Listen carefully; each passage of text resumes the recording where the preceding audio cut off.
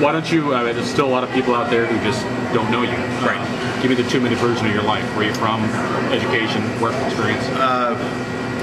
Son of a military man, moved to Dayton area for Patterson Air Force Base when I was 10 years of age, and came out of, I was actually homeschooled the last 3 years of high school, came out with a real desire to be a part, loved the founders and free market capitalistic economic system they gave us, and so got involved politically. When I was 23, I ran for city council in Huber Heights, was elected by 3 votes, and that really kind of started a time in public service that I think originally my wife and I kind of looked at as maybe something to do, something to see if we, could be a part, and that ultimately has grown into a real passion of both of ours. Professionally, I went to Park College, worked my way through undergraduate school, worked full-time during the day, went to school at night, got an accounting degree and bachelor's of science from them, set for the CPA exam. After that, I kind of burned through college pretty quick. So this was at 21, I think it was, when I started for the CPA exam. Really? Yeah, passed it. Got involved in the professional world. Before that, I managed a Christian bookstore, but then got involved in public accounting. Went back and picked up a master's degree while working full time still from the University of Dayton in business administration. And has spent some time in a couple of public accounting firms, did some time as controller of a national retail chain, and now running a small company called MLA Management Systems that provides CFO for hire services. And today, I guess, back to the political front, after serving 7 years on the City Council in Huber Heights and fighting a lot of battles, of course, as you know, I'm a state representative from the 36th House District, ran for the Ohio House in 2008, was elected. And have been serving there since. Serve as our caucus's policy chairman for the Republican minority.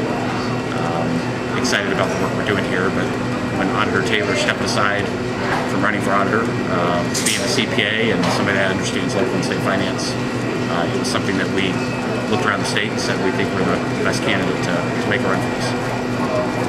What did you want to do with your accounting degree? Did you have something in mind? Back then? Yeah, back then. I got to be honest with you. I was an introvert, still am. You don't change that about yourself. I never really dreamed to be involved as much as I am out front.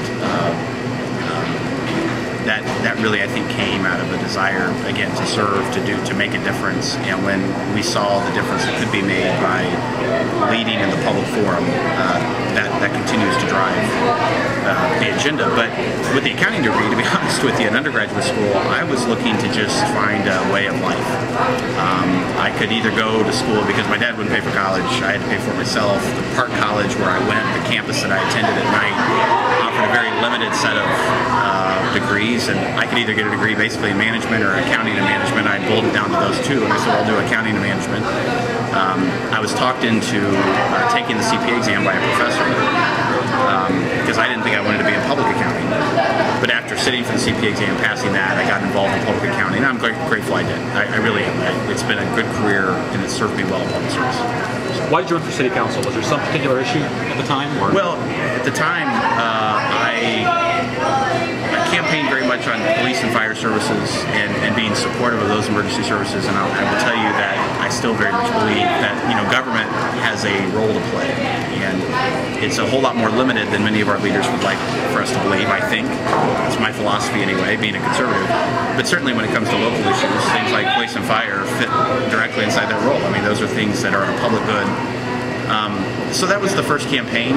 But to be blunt, the first time I ran for city council, again, I think it was more about frustrated with the direction of the country, not so much with the city at the time, and wanting to make an impact and a difference. There was an opportunity to run for that seat, and I ran, and once I got on that council, I found out that things weren't near as rosy inside the city as I thought they were.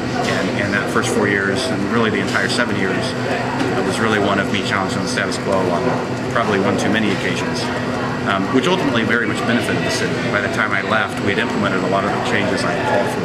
But when I ran the first time, I didn't have a very clear view of that.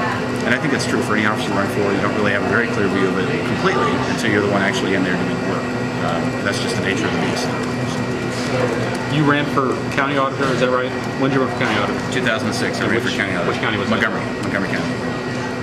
Why'd you do that? Well, bluntly, I hope this doesn't come off wrong, but we felt like it was what we were supposed to do. I had intended to run for a state representative in 2008, like I did. I had gone to our county chairman to tell them that, and he's the one, frankly, that asked that I consider running for county auditor in 2006. So this was 2005-ish. I went to him. I didn't do it just because I was asked. I said no, frankly, that first meeting, and went home and talked with my wife, and we really just considered it and decided that this was something that I was certainly qualified to do. We did have a need for a change in that seat. I still believe we do. Mr. Keith's a very nice man, but I don't think he's managed that office very well.